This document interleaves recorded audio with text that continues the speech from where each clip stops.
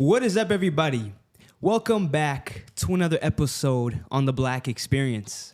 I am your host, Ermias here, and I am back with another episode in this Amplifying Black Voices in Pioneer Square project. Today, y'all, on episode 3, I have two powerhouses with me today.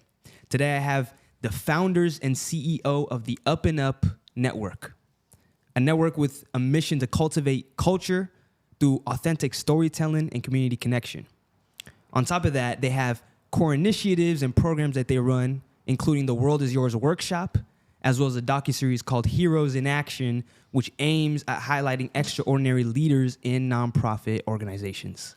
So without further ado, y'all, let's put our hands together and let's bring up Mr. Robel and Ermias. Yeah. Come on.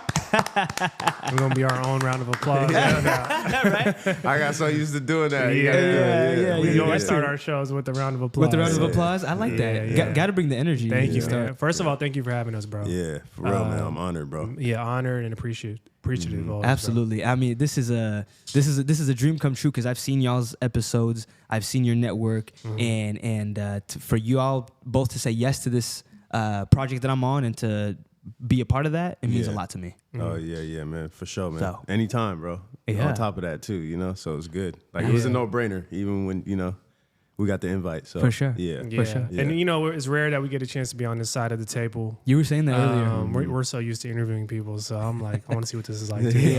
I always love it. Feels a little weird. Yeah, a little bit. That's good.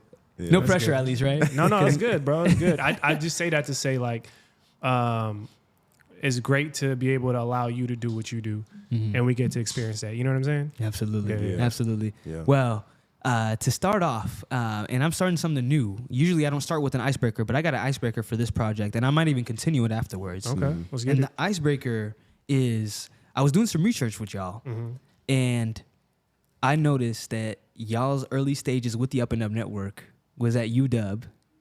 And starting it in those spaces there. So from your early days of the UpNUp Network, are there any funny moments or memories that you both have that you will never forget that's always going to be there? Wow, that's a good question. That's a great question. Yeah. Well, on that note about UW, so before we actually launched the UpNUp, which was in 2018, little backstory. So me and Erm really started the whole media journey and podcast or radio journey in college. We both went to Washington State University. Go Cougs. Go Cougs. Go Cougs. Let it be known. You guys too? Us too. Man. Us too. Come on, man. But we started doing radio in college, and then when we graduated, we moved back to the city, and it was like, okay, we know we wanted to continue doing the show. We wanted to continue doing some form of radio, and podcasting wasn't really blowing up like it is now. And we're like, all right, let's do a podcast. We're like, all right, well, let's get some equipment. Yeah. All right, we got the equipment. Damn, where are we going to record at? And so we had a friend who let us know that this was during the summer. So during the summer, obviously, school's out. Yeah. Buildings are empty. So one of our friends was like, "Yo, this lecture hall on UW's campus is open. Like the doors are unlocked, classrooms are open, lecture halls are open. There's no students because school's out." Yeah. And we're like, "All right, bet. Let's go test our shows in there." So we literally would do our shows in open classrooms on UW's campus until we were able to finally like get an actual studio. Yep. Just to test it out. Yeah. Wow. And I would say, just even you talking about that, I think we always have funny moments. We're always laughing all the time. But do you remember that time the dude walked in? Yeah. Okay, yeah. So I would say that's a funny moment where we're doing a test show and then like somebody walked in and we just had to kind of act like, we're just, it was just funny. You know what I mean? It was like, what the hell are y'all doing in here? Like, bro, we had our whole equipment set up. We're running our show. Yeah. And we're Testing. trying to play it off. Yeah, we're trying to play it off. Like, oh man, like what are you doing here?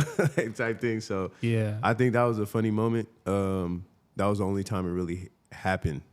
Out of like all our after time that, did y'all doing like lock the door or something? Or nah? We didn't have the lock. It was it wasn't our building. We just kind of knew what to do after that. Yeah. But I think it's funny because it's a funny moment, but it's also like hella inspiring too. Because I just remember like we used to pack our equipment up in like a gym bag, go in there, test, leave, and so we didn't know it at the time. It was very enjoyable and fun. But at the time, we were planting the seeds of like discipline. Like, you don't have everything you need right now. You don't have it all together. Right. But we still got to show up and get to work. We still got to figure this out. Yeah. So it was funny, and it was also, I think, really like developmental for us. Oh, sure. yeah. Yeah. Like even like our first photo shoots, like our cover art, everything, we did it all in the building. Yep. You know, just like going to random staircases, taking pictures, like, you know, just doing our thing, just freestyling it, but we had to do the work. And then going back to before that, we took 2 years to plan this out. Like, we would just meet up at a cafe, Vivace. Yep. Yeah. In South Lake Union for 2 years, bro. We were meeting up and just like refining it. You know what I mean? We were just being patient and just like, when it's time, you know? Right. We weren't really rushing the process, so. Yeah, you got to be aggressively patient for that. I mean, 2 years of planning. Yeah. I would get impatient. Yeah. You know? Yeah, I think it wasn't, but you know, it wasn't 2 years of waiting around, right? So it was 2 years of like actively trying to like build something. So you could have said we started in 2016, but we technically launched in 2018. Right. But we've been working since 2016 to like really build Leading it. up to that. Yeah. So everything from just curating the mission statement, what is our logo? What is our branding going to be? Why are we even doing this? Why do we really want to do this? Is it worth showing up and doing? Who are the people that we can actually connect to? You want to serve the community? Well, who's in the community? Let's do our research. So it was a lot of like, are we serious about this? Checking ourselves first before we put ourselves out there and really go and try to present ourselves in a certain way. So yeah, those 2 years were definitely, they were fun. I enjoyed it. Yeah, me too. Ideas going in and out, like, you know, like we'll have one idea and then we're like, all right, nah, that's it. You know, like after, you know, but that's the whole point of like taking that time, because it's like you could actually like kind of sit on an idea a little bit and be like, okay, does it really like, you know, is it really gonna pretty much like push us forward, or can we do without that, or can we do with it, or we kind of like alter it, you know what I'm saying? Right. So like I know that exactly patience what you is mean. important, you know what I mean? So Yeah, that patience is key. Yeah, I like that. I do want to add to the funny moment thing. I have a similar event because, again, before I had a studio here, and even before my first studio on campus in Bellingham, I used to record it off my phone, and I would put it on the ground or either on the table, and I would angle it to get the perfect audio. And the very first one that I ever did in October 22, and Musa, if you're watching this, shout out to you, man. He remembers. It was a Friday night, and we were getting ready to go out, go to downtown, you know, hang out with our friends. And one of our friends, he's trying to do a drip check show. He opens the door. He's like, "How does this look?" And he pauses, and we don't say anything. And he's like, "Oh, you're recording," like silently. And I'm like, yeah. And then he leaves. And I didn't know at that point how to cut things out. So I just left it in there. So it's still there for people to listen to. But it's part of that developmental process, like you were saying, Robel. No, it is. It's so key. And it's like, you're kind of delusional in a way when you're first starting out. You know what I mean? Like, I even look back on, we participated in, it was called a hackathon. And it was essentially for emerging, startup, aspiring businesses, small businesses, entrepreneurs to kind of come in, go through this like crash course workshop. And then at the end, you get to pitch your business idea or business plan to some judges, and you get to win some money. And I just remember us like entering to be in it, participating in it. Didn't really we knew we were probably like 3 or 4 months from launching. Didn't have a website, didn't have nothing really, but it was more so like, let's just go and let people know who we are. That was my biggest thing. I just want you to know the name, the UpNUp. I want you to know who we are. I don't need you to buy into it right now. Just remember the name is kind of like the mentality. But I just remember like going to that event, and then I remember doing the pitch competition portion, and I told them, I was like, bro, I don't have a PowerPoint. I'm not prepared to do like a pitch, but I'm gonna just go up there and I'm going to literally try my best to articulate why we want to exist and why we feel we're going to provide some sort of impact and value. But the rest of the other participants, they came suited up, had PowerPoints, projections, numbers, graphs, all that stuff, you know. Tangible products. Tangible products, right? So, but it was funny because I still have footage from that day, and I just remember it was like, you got to go up there and just let people know that you exist, right? We didn't even have a website to say, hey, go to our website to learn more about. I was like, nothing. It was kind of like, hey, we're coming. Be ready. Yeah. But I wanted to go up there, like, you know what I'm saying? Sometimes people feel like, oh, I don't have it all together, so I'm not going to speak power confidently into what I'm trying to do. Yeah. And it's like, nah, man, I already knew I wasn't prepared to like pitch to win some money. That's not why I wanted to go up there and talk. Yeah. So like, I just think back to those early days of like, you got to really believe in what you're trying to do. Right. Regardless of what you currently have or what your situation looks like. Facts. Yeah. And even just to piggyback off that, it was like, we didn't really care how the audience received it because they were still kind of a bit, they're like, so what I don't understand what you're selling, or you know what I mean? And we're just like, we don't really care about that. We're just going to like let them know we're here and then they'll figure it out later. You know what I mean? So it was just that belief in ourselves. We're like, it's cool. We're not going to go based off of how we're received. Yeah. We're just letting you guys know we're here. We're here. You know what I mean? We're on the scene. Because we're here to serve y'all. Exactly. I want y'all to know we're here to serve y'all. Come on. And we're not going nowhere. So just know we're going to be here. Yeah. We're going to exist. And that's okay if you guys don't get it right now, you know, because you guys will get it later. Yeah. You know? What a strong foundation. Funny enough, literally probably 3 or 4 of the participants and people in that same room ended up becoming guests on our show down the line. Wow. Then they're like, oh, this is what you guys are trying to do. Yeah, like, yeah. You see what I'm saying? So it was like that. So, you know? Yeah. But yeah, going like back that. just kind of brought that up. No, I like Brought that. memory The up. conviction, the strong foundation y'all have from day one, that's important. Yeah. Let's start off, well, I guess the audience kind of does know y'all a little bit, but a little bit with an introduction. Tell us a little bit, if you each want to go, we'll start with you, Ermias, who you are and where you come from and kind of the journey to the Pacific Northwest here. Yeah, so my parents came from, my parents are from Eritrea. They grew up in Ethiopia. They came here in like the 80s. I had my older brother, and then I was born here as well. Grew up in the South End. Yeah, man, just normal kid life, you know, kicking it, playing sports.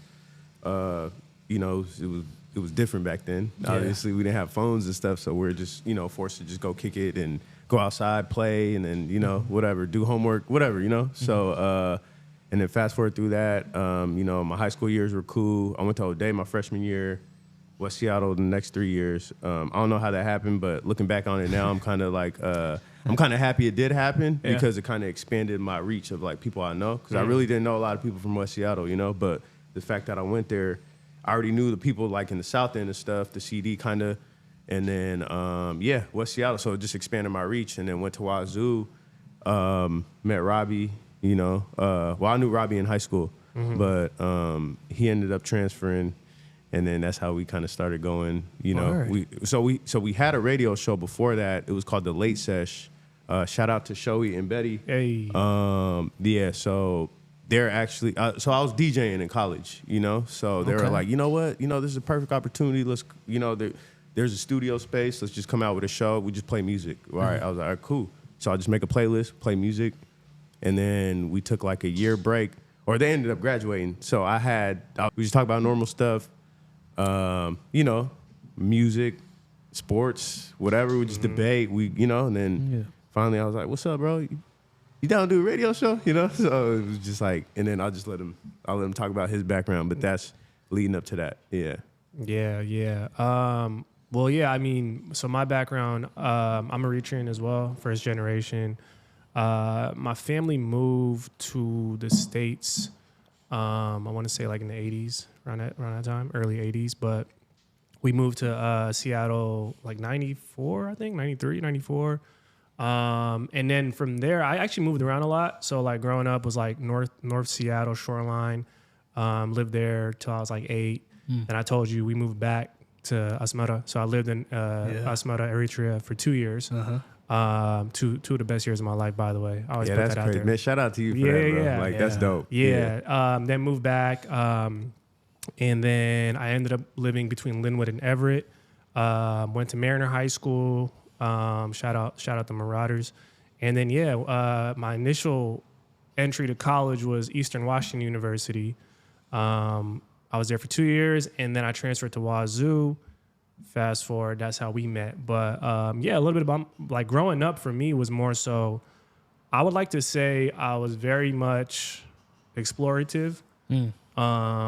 Like I knew him, but we lived so far away from each other. Yeah. I was like very much, I mean, I hooped, I played ball. I I was always outside. You know what I'm saying? And like, I don't know, man. I feel like I met a lot of people because of just who I was. But I think my upbringing of moving around a lot, like I didn't stay in the same school for like more than, I want to say like 3 years until high school. You know what I mean? So I was moving around a lot, but it made me able to be adaptable and come in and like not try to like step on people's toes, but just come in as who I am and just meet people. Which allowed, I think it plays a major role in what I'm doing now as well, where I'm at in life. So that's a little bit about me. But yeah. Mm-hmm. Okay, word. Yeah, it reminds me, I think the way you both kind of met and the background that you guys have reminds me of Yeso Terrace. I was telling you this a little bit before. Yeah. Growing up in Yeso Terrace, you know, you're seeing other Habesha people, other people of color, you know, all kinds of people. Yep. And it's just that community feel that when we went back home to Eritrea years ago, it felt that Yester was probably the closest thing in the States that felt like back home in Eritrea. Yeah. That community feel, you know what I mean? Yeah, I feel you. Oh Damn, my that's gosh. crazy. Yeah. So- Yeah, it's important too. Like I think, you know, because I hear people from other cultures that like feel isolated because they don't have a large population of their own community in the place that they live. Yeah. Which would be tough. You know what I mean? So they got to go to other states to kind of get that experience.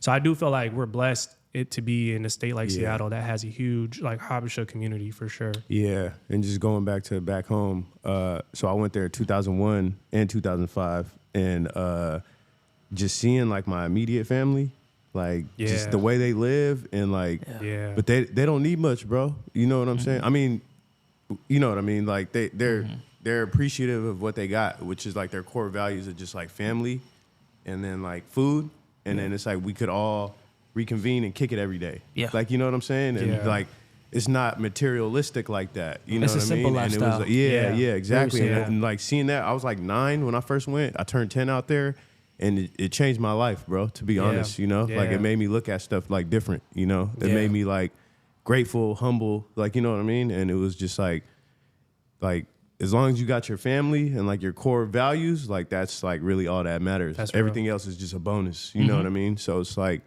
it's not a necessity. It's more like luxuries that you're getting after that. You know what I mean? So Man, bro, you're right though. I mean, because it's it shapes you. Those years, those formative years, it shapes you. So I didn't know why my parents had us go back until like later on in life. We had conversations about it. Yeah. And it was like we wanted to like really give you a chance to experience like what life is, what life really is, you know. And yeah, another side note, like I was like, it was a culture shock too, educationally as well for me, because I went to school out there, and I went from like I learned early the difference between kind of public education systems between, like from the Western world versus, you know what I mean? Yeah. And that, like, bro, I went from like out here, you know how it is in the States, it's the least or the worst performing student tend to be like the cool guy. And then obviously the best performing student is like the nerd or whatever the case is, right? Not as popular as everybody else. When I went back home, it threw me off, bro, because when they started taking attendance, they based it off of your performance. So like the best performing student was the most popular kid in the school. And the one who didn't do well in school was the lamest dude in school. Damn, so I came in there like, I wasn't a bad student back home, but I wasn't great, you know? So I came in there like, oh shit, like, if I want to be the cool kid, like I got to get my shit together. So I became a great student out there too. You know what I mean? So you learn a lot about just what matters, what really matters, what people value. So and even like the way our parents grew up and the way they say things were, you know, the walking to school and all that, you know, and even teachers back home, you know, they can discipline you. The teachers, not just your parents. You know what I mean? I got whooped. You can get whoopings from the teacher too. I got whooped. I couldn't do nothing about it either. You talk about it, your parents gonna be like, "Why you tripping? Why you wilding in school?" Right, you know, like, right. Be a good kid. Lose, lose, bro. Oh, that's crazy, bro. Yeah. That's crazy. Yeah. That's interesting though how you broke it down like that, bro. I never knew that. Like that. And so you wonder why, you know, international students perform very well, or they come here and they're like, they don't play with education. No, they take it serious, because out there, that's like a gateway for them to be able to excel. And you're not like, you don't get kudos for being a great student out there. It's like expected of you. So I remember bringing home my first like great report card, and like my grandma's like, so what? That's what you're supposed to do. Yeah. And whereas in the States, you get like yellow stars and all this type of other stuff and like little ribbon or badges. whatever. Yeah, you know what I'm saying? I'm Great like, job. just for passing the class. You know what I mean? So anyway, I went into I like a love rabbit that. hole No, of no, like no, that's education dynamics. But my Nah, bad. That's something that definitely stuck with me forever. And we'll get back into the Habesha because I do have a question about how being Habesha plays into what you guys are doing too. Okay. So we'll roll back into it. sure. But Yeah. going back to the UpNUp Network. Yeah. So you all launched that in 2018. The work really started in 2016. Yeah. Tell us a little bit, if y'all could both take us through what that journey looked like 2016, 2018, and what was that inspiration like in the beginning stages of that? Go ahead, man. Yeah, you go first. Yeah. Well, I guess we can take it from when we launched. I think we actually launched in Pioneer Square right here. It used to be a bar, night jar. It's called Night Jar, but it used to be a venue. But yeah, man, like we did so much preparation. So I'll give you an example. Between 2016 and 2018, I remember we used to go to all the events, networking events, just to go meet people. And so I would go in events. I would say, hey, what do you do? Oh, you're Ermias. Nice to meet you. I'm Robel. Building this media platform called the UpNUp. This is our mission. This is what we're trying to do. I just want to see if you're interested in that. And you're like, oh, that's dope. That's dope. We don't have nothing yet, right? But I'm telling you what we're going to do. And then I figure out what you do. What do you do? Oh, well, I'm in real estate, or I own a coffee shop, or whatever the case is. And I would get your information, and we curated like an Excel spreadsheet of all these people in the city that were doing things in all these different professions. Representation, right? Which is what we're here for. So out the gate, people wonder like, how the hell are y'all coming out the gate doing an episode a week and you're having a new guest every single episode? Where are you finding these people? Yeah. The work was done like years prior in getting out in the field and going into your community and figuring out, who are these people that are actually doing it? Go try your best to meet them and then follow up. Yeah. Right. So out the gate, we came out the gate really aggressively, just pushing, you know what I mean? Episode after episode. And we knew exactly we knew we weren't all together.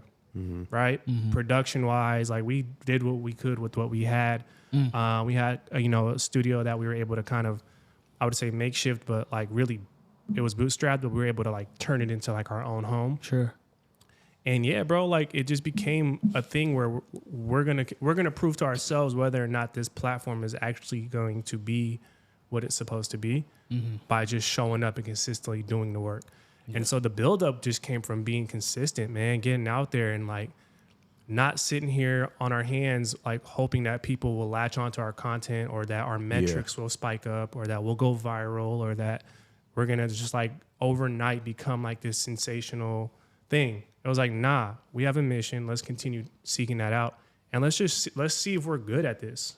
Let's just be real with ourselves and understand, we're trying to do this. All right, well, let's do it. And let's be real about our progression. Let's be intentional about the people we're having on, the conversations we're having, and let's correct our mistakes along the way. But like, it was really like, you have to do the work, And so I think out the gate, it was eager to go 2 years of planning and then you're like ready to go. We're like, all right, bro, we didn't plan for nothing. Let's get to work. Yeah. You know what I mean? Yeah. We're eager, and we checked our egos, like from the beginning. Like, it was just more about the work. Like, we already knew, like, that was the most important thing. So it was like, whatever we had to do to put it together, we were going to put it together. Like, even the spot, our first studio in Queen Anne, it's like, we walked in there, and I know he said we had to, like, makeshift it. We looked around, there was nothing in there. We're like, we'll take it. Like, it was good. Like, we're all on the same page. You know what I mean? Like, we're just hungry. And then I remember you always talk about that quote from Issa Rae where it was like work across. So network across. Network across. So the people that we're bringing on is like people that are just as hungry as us. You know what I mean? But camera guys or this and that, whatever, And then, just building that whole team to where we knew like the mission, that was the most important thing. Like to this day, like we never let like our personal stuff like enter kind of like, like the network as a whole. And we kind of check everything, but we make sure our energy's straight. And it was just like, just based off that. And that's what makes it easy. Like, a lot of people don't realize it's like, once you check all that stuff, everything else is good. That's like, you know what I mean? So and at the same time, you got to really, like, you got to walk it, Like, yeah, we had a great mission statement of cultivating culture for the next generation by through community projects, events, and stories, and whatever the case is, right?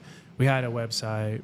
We had a nice logo, amazing logo. Shout out D-Man, Damascus Purnell. Oh, man. He's the one that made that logo? He's the one that made It's the a logo. dope I always logo. shout him out. But we had all this stuff, right? To me, I'm like, none of that matters. Yeah. Unless you're, like, you say you want to serve, so go serve. Go actually do what your mission says. Like, don't just put it on a website and think that people are going to, like, buy into it. Yeah. Or believe you or, actually see value in it. So I think there's like this, I don't want to call it doubt, but there is this feeling of like, yo, am I serious enough? Am I working hard enough? And I love that was like what kept us motivated in the beginning and still does to this day. But for us, it was like, yo, let's actually serve. Because now people are seeking you out, Yeah. After those first few episodes, people are like, oh, I loved your platform. Hey, have you heard of this person? They got an amazing story. Yeah. Instant connection right there. Yeah, right? Or, hey, man, can you help us out with boom, boom, boom? And now you realize, oh, this is a responsibility, Yeah. which we knew, but you don't know until it starts to become one. And now you have to actually stand on the things that you're saying you're going to do. Yeah. And that allows you to grow. That allows you to mature and evolve. Because now you're going to become more professional because of what's being required of you and asked of you. Yeah. You know what I mean? And, So, and even like to this day, and even starting out, just based off what you're saying, it's like we never focused on the people that weren't listening. You know what I mean? We served the people that were there. You know what I mean? And it was like, like by doing that, you keep a solid foundation, and everybody else becomes like your street team, kind of in a way, But if you kind of veer off and you're just like, man, come look at me, da da da, and the people are over there like, what's up? We're supporting you already. Like, what about us? So. Right. Yeah, pretty much my point was like the fact that we don't get caught up in metrics like that. We didn't do it for like likes or numbers or stats or whatever. Yeah, we just did it because the work we're talking about. Like, no, we're just gonna walk it. You know what I mean? And then it's like whoever hops on is good. And then like even starting out, just being consistent. Like we'll be like 20 episodes in, people will be like, oh, you guys are really doing a podcast. I'm like, yeah, man, we did it for like 20 episodes. It's cool. We're going to keep going, though. You know what I mean? It's just kind of like have that mentality of like set your pace, Don't react to the race. That's the mantra. Shout out Robbie. He came up with that. But that's like our mantra. It's like don't react to everything that's going on around you. Just know what you're doing and just stick to that. Stay in your lane. You know what I mean? So, Come on. Yeah.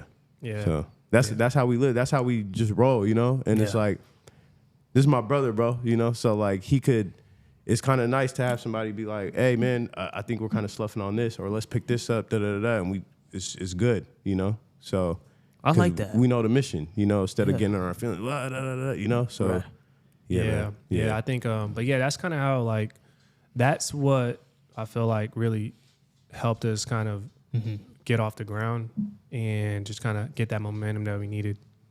I like that. Yeah, to build. And I feel like I like what you guys are saying, where it's the quality work comes first, and then all the fancies come later. Yeah. The logo, have those things, have your picture so people know who you are and stuff, but all those things come after the work. Yeah. It's really creating that quality content first. Yeah. Because me, sometimes, I've been able to get the consistency part, my audience knows every Wednesday expect a new episode.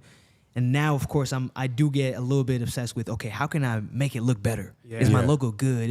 Am I hitting the metrics? Is it high SEO score? All that stuff. Yeah. So I think, that's just natural, though. Yeah. It's not just with podcasting or creating. I think in general, people just want to be better. You know what I'm saying? Yeah, exactly. And you're going to be your biggest critic.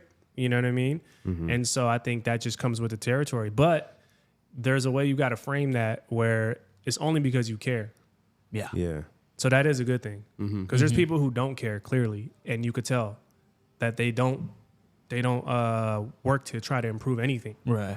Right? So I would say, like, obviously be critical, but do it in a way that's healthy so that, you know what I mean, you're still kind of present in what you're doing and you're not able to, like, overshadow what's really happening right now. Sure. Like the value you're creating right now shouldn't be overshadowed by your overly criticism Exactly. of like where you think you should be or what you think you should be doing. I got you. Yeah. I know what I like mean? that. Yeah. Don't get me wrong. I mean, we pay attention to that stuff, but we course. just don't get caught up in it. You know what I Yeah. mean? To where like Yeah. it kind of consumes you. You know what I mean? Yeah. So it's like we just find the balance of like this is what works, this is what does. It's more of like monitoring. You know what I'm saying? Absolutely. Yeah. Monitor the situation. I like Yeah. that.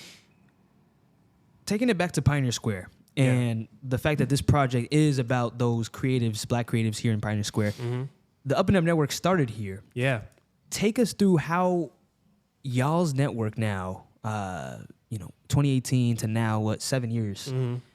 How does it add to the culture here at Pioneer Square, to the energy here, to the environment, and what has been that community impact, that community reaction from what you guys have been doing here these past 7 years? Yeah, I think our impact is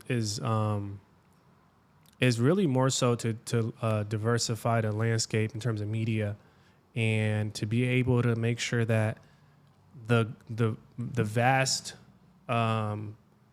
pool of talent that exists gets the light shine on it, right? I think when you look at the state of Washington, when you just look at like population numbers, it's like 77% white, right? Yeah. And then they lump everything else kind of together, right? To make up for that, like 23%, whatever, right? So just by the numbers alone, there has to be a concerted effort to make sure that we're being heard, seen, understood, comprehended, you know what I mean? And the only way to do that is by allowing the people to speak for themselves and tell their stories and claim their own narratives, right? Because for so long, like, people have told stories about us, regardless of what community or race you identify with. And so for us, we understand the power in storytelling. We understand the power in image, the power of representation. And so it's not so much trying to like wow everybody with what we're doing. It's more so trying to just be very direct and address a point in a creative, natural way that we do it, right? So we're not your traditional journalist per se, right? I would never say I'm a journalist because I didn't go to school for that. But what we're doing does have a new age journalism feel to it, and has that journalistic like approach where we definitely take care of the way in which we're curating your story and allowing you to tell your story. So in terms of Pioneer Square, which is a very prominent piece of kind of the city of Seattle, for us is we want to make sure that the people, like even the owner of this studio that we're in, which is in Pioneer Square, Armando Garzon, Shout out right? to him. Yeah. We had him on the show last year, and I don't know how many people know what his story really was. Yeah. Like his real story, right? People know of what he's doing. They probably know of Colors. They're probably big fans of Colors. But there's a point where you have to also have context behind how this happened. Because if we don't preserve these stories in real time, we're just going to lose it.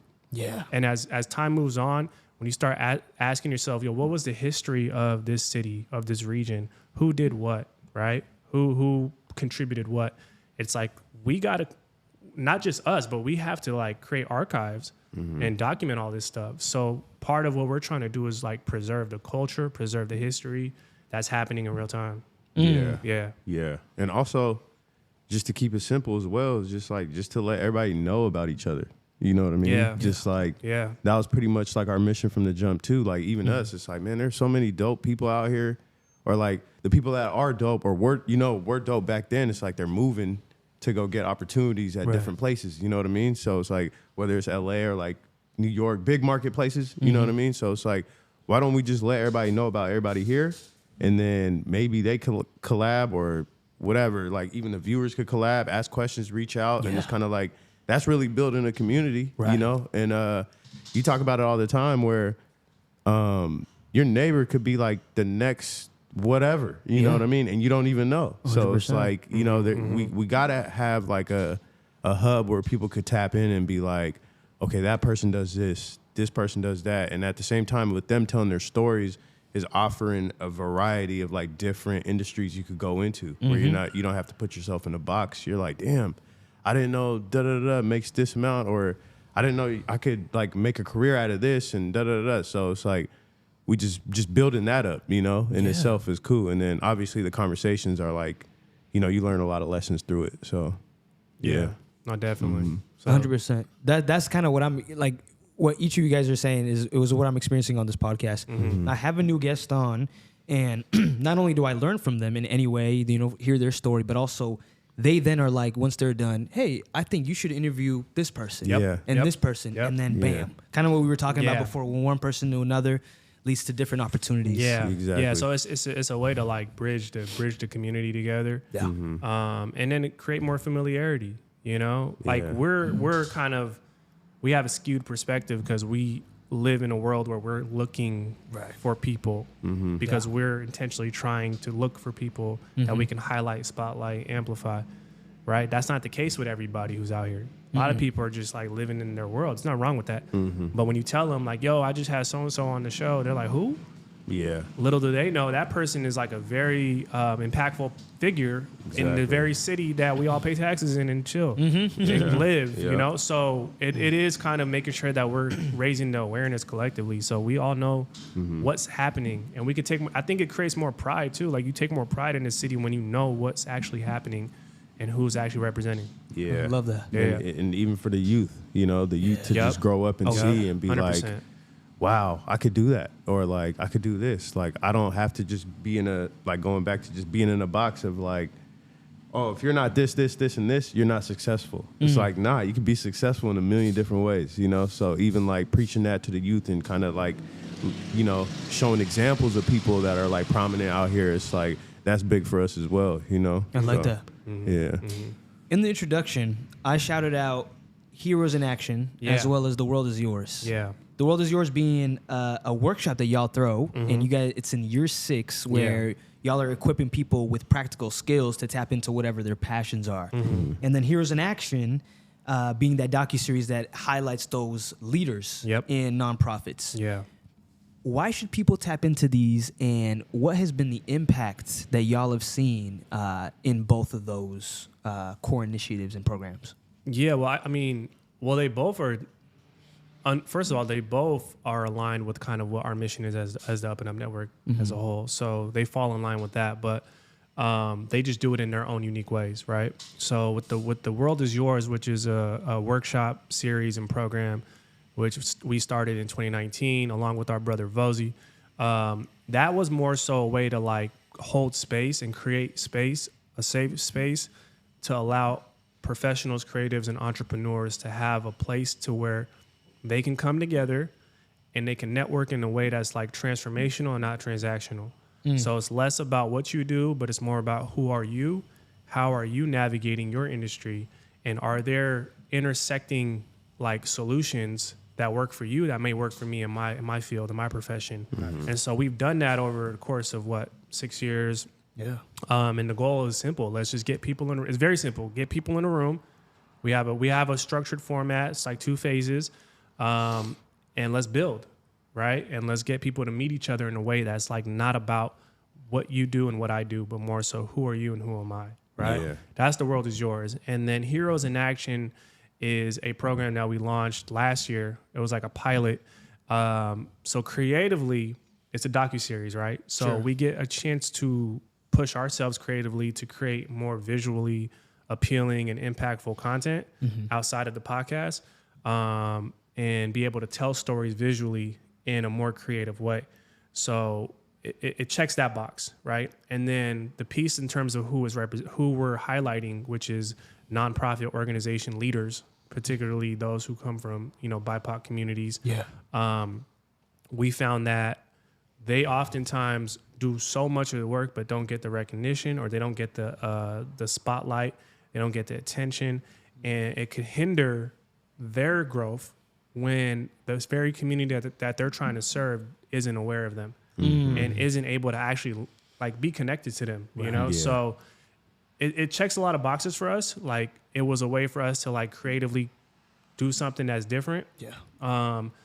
A chance to also expand and create more opportunities for, young creatives in the city. Yeah. Whether it be directors, filmmakers, editors, whatever the case is, to come on board for this project and this program. So then checks that box. We get to create opportunities for others to come be a part of what we're doing. It's not just about us, right? Yeah. And then we get to tell stories, bro. Like we get to really allow these like last year we did 2 episodes. One was with Black Equality Coalition, which is ran by Anthony Curtis. And they focus on really trying to break the prison to school to prison pipeline by doing a lot of like intervention with the youth at that point that they're at. And then the second episode was with Southeast Seattle Education Coalition, and we highlighted their organization. So Heroes in Action is a way of like really highlighting the heroes, man. Yeah. The ones that are doing the work. And I'm glad to say we're in season 2. We're producing season 2 for this year. Excited. We got 3 episodes that we're working on, 3 new organizations. Shout out Binyam too for that, man. Yeah. Our brother Binyam, he's shout out to Binyam. Yeah, so he's the one who's going to be heading up and directing these episodes. Okay. Again, he's an amazing filmmaker as well. So it's creating opportunities for him to work as well. But also, like, bro, people need to be highlighted and represented in a certain way. Right. So yeah, that's a little bit about both those programs. Yeah. I like that. Yeah. Wow. Yeah. And if y'all don't mind, I might steal 1 or 2 guests from Heroes in Action and have them on my podcast. Man, do it, bro. Steal's not the right word. Steal's not the right word. Collaborate. Connect. There you go. How about that? There you go. Damn, I don't own them. Yeah. But no, yeah, you're good. Absolutely. As I promised, we're going to go back to that Habesha question that I have here. So, I mean, we are 3 Habeshas sitting here at Color Studio in Pioneer Square doing a podcast. Yeah. That gives me a certain sense of pride and a certain sense of joy. Yeah. I don't know how to really describe it. I think y'all both know what I mean. Yeah, for sure. Yeah. How does being a Habesha, how have you guys been able to kind of take that identity and put it into your work at all? And how does that kind of influence your work in a certain way, whether it is with the Habesha community or in any other way? Well, just putting in our work, just learning the values, especially like going back home, like learning all the stuff we learned from there. We never shy away from who we are. Like, we let it be known, you know what I mean? And it's just knowing that at the end of the day, yes, we are Habesha and we're putting it in for Habeshas and everything, but it's like we're bringing everybody together. You know what I'm saying? Yeah. We're just kind of driving the steering, driving the car type thing, So, yeah, man, it's just, it's dope. I'm blessed to be doing it with, even just sitting here, I'm blessed to be doing it with this guy, you know what I mean? And just like knowing that we got a strong community behind us, because we get a lot of support from our Habesha community, so that, man, it's a great feeling, So I think I think it's also just representing, man. Yeah. I think representing is like there's no right or wrong way to do it. Some people are very like loud about it, and then some people do it through their action and their work, right? So I think no matter what, when you look at us, you're gonna see 2 Eritrean brothers, right? Yeah. No matter what we're doing, whether it's podcasting, whether it's swimming, whether it's I work in tech, whether I'm in real estate, it doesn't matter. You're always representing who you are, always Eritrean, right? So I think the goal is like, let's just make our people proud. Yeah. So that when they do look and point at us, they say, okay, like you guys aren't disrespecting, or you guys aren't carrying yourselves in a way that doesn't necessarily represent who we are and where we come from. I'm not saying we're perfect, right? Yeah, I got flaws. I ain't finna tell y'all what they are. Right we now, all do. Yeah, but you know what I'm saying. We all got flaws, but it's that's the mentality, right? Sure. It's like understanding, like, yo, let me just represent. I'm not. Don't try to position yourself as the person to represent everybody and say, yo, I represent all of us. Represent you and know where you come from, Yeah. Yeah, because I only say that because I know some people sometimes tend to maybe not consciously know, but sometimes they put themselves in an awkward position where they don't intend to like be the spokesperson for their community.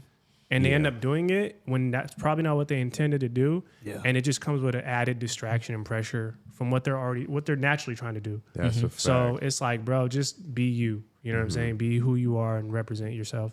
Yeah, absolutely. And if you do that, you're going to definitely be representing your people. Yeah. And it gets heavy too to try to represent a whole group of people. Yeah, it's not realistic. We're not meant to do that. Yeah. And we all know, like, you know what I mean? So it's like we just don't exactly try to be spokespeople for our people. Yeah, we're just kind of like, this is who we are. That's it. Yeah. And that's how it's going to go. And it's like, we're just gonna stick to the values of our people and our culture, rather than everything, all the other stuff that comes with it. But we're just like, this is what we're gonna stick to. This is like the lessons we learned from being Eritrean, and that's it. Yeah. Come on. Well, my brothers, we are at the deep end part of the podcast. Already, man. Y'all were giving us some good golden nuggets up until this point. So this is my favorite question I like to ask my guests, and it's the advice question. So amidst everything that you both do with the UpNUp Network, everything that y'all have been through together, the world is yours, everything. What advice would you give to the up-and-coming younger generation of Black creatives that are trying to endeavor in their own path, be it through a workshop, be it through a podcast, whatever it may be? What would y'all say to them? So I would start off with saying, embrace all the emotions that come with it, like the ups and downs. You got to embrace all that stuff because you got to realize it's part of the journey. Like, you might start something and it's like exciting and stuff at the beginning and it's like everything's going good. I'm doing this, I'm doing that. And then you hit a roadblock, you know what I mean? And then you're like, your first instinct is going to be like, oh, maybe I shouldn't be doing that. I don't know. This might be a little too, too much or whatever. But it's like, nah, man, like that's a part of it. Yeah. Like it's cool. Just see it through. You know what I mean? So, like all of us, man, just even in life in general, we're going to hit like a roadblock. And it's like, what are you going to do? You can't just like, you can't just go in the fetal position and just, you got to like really like face it. You know what I mean? And just embrace it and just know that it's like, it's part of your story. Like everything that's coming up is like, you're building that as part of your story. You know what I'm saying? So it's like, just take the steps, man. See it through. You'll be good, Yeah. So that's my advice. Yeah. Yeah. I would say, no, that's great advice. I think to add on to that, I would say just believe in yourself. First off, I think it's tough, man. Sometimes people, like you said, they have a vision for how they think things are supposed to go. And you can't be too attached to what you think, the way you think things are supposed to go, because it's not realistic in a way. And I'm someone who really tries to really maintain my connection with the universe and like kind of be present and not go against that. And so I think you have to be present in what you're doing and believe in where you're at right now, even if it's not where you want to be. Where you're at is where you need to be. Yeah. No matter where it's at. Right? A fact. It's meant to be. It's meant to be. Yeah. Where you're at is where you. I heard someone say, "Be where your feet are at." Pretty much. Wow. Right. Yeah. And so I say that to say because you can't foresee how things are going to result or turn out. So my best advice is just believe in yourself and be where your feet are at, but work hard. I mean, yeah, you could say the cliche things like work hard and all that. That's inevitable, right? But as long as you're understanding like why you're doing what you're doing, be very real about that and give yourself grace too along the way. Beautifully said. Yeah. Thank y'all for your time today. Thank you, bro. Absolutely. Yeah, thank you, man. Absolutely. You're amazing, bro. Thank y'all so much. Where can people tap into y'all, to your network, any social media, anything, any upcoming projects that y'all want to throw out there? Yes. So if you do, can I look at that camera right there? And tell Absolutely. them? Okay, so if you want to connect and support the UpNUp and support everything we're doing, you can follow us on all social media platforms at _ the UpNUp. That's spelled THEUPNUP. UpNUp.com is our website. Definitely connect, support, come learn about the people that we're highlighting, the stories, get inspired, man. Come on. Yeah, that's it. That's all I got. Yeah. Yep. What about you, Ermi? That's Anything? it, man. Like, you summed it up, man. Yeah, so it's good. I just want to say again, shout out to you, man. You're doing a great job. Yes. And it's like going back to the question you said earlier. Like, I'm very proud of us doing this. Being in the media space and doing it. Like, it's an honor, bro. You know this what I mean? This has been special. So, yeah, absolutely. Yeah, no, like I echo that as well, bro. Just appreciate you for inviting us on. Yeah. Like I said, we're not used to being on this side. We're always the ones interviewing. So it's always dope to be able to get to experience how you crafted your show and your platform. Yeah. It's definitely one of one. It's not like nobody else's. So keep doing what you're doing, bro. Appreciate it. We're flowers. We're all in this together. So, Thank you for the flowers, man. I appreciate both off y'all. top, man. Thank like we get much. excited from stuff like that. Like a lot of people kind of. I mean, my bad. I'm just gonna keep this short. Who you talking about? I'm joking. I'm just saying, a lot of people think like, you're in the same industry, you got to compete. You don't got to compete all the time. You know, like you could embrace the people. We can all win. Exactly. I'm you know what I mean? I get inspired, bro. Exactly. I look for inspiration. Well, I hope I give y'all some inspiration for the day. Oh, Then, I don't know what man. y'all's plans Hell were, but yeah, for Wouldn't be sure, anywhere man, else. for real. Wouldn't be anywhere else. absolutely. Yeah, definitely. Thank y'all so much. Thank you, bro. And, absolutely. And I hope y'all enjoyed this awesome episode. Tap into the UpNUp Network podcast and everything that they're doing. And come to the next The World Is Yours workshop too. So Yes. all the links and everything will be in the description. So thank y'all for tuning in to episode 3 of this project. There's one more to go, so stay tuned for it. Yes, Till next sir. time, y'all. Peace. Yes, sir. Shout out to the mugs, Yeah. man. Come on, one more time. Cheers, man. brother. Yes, sir. Yeah. What is up, y'all? Thank you so much for tuning in to that episode. Make sure to click the subscribe, follow button, as well as the bell to get notified on all my new content that is coming out every Wednesday and every other day. And make sure to click that link in the description down below to get access to all my socials and any other platforms that I have my podcast on. And until next time, y'all, peace.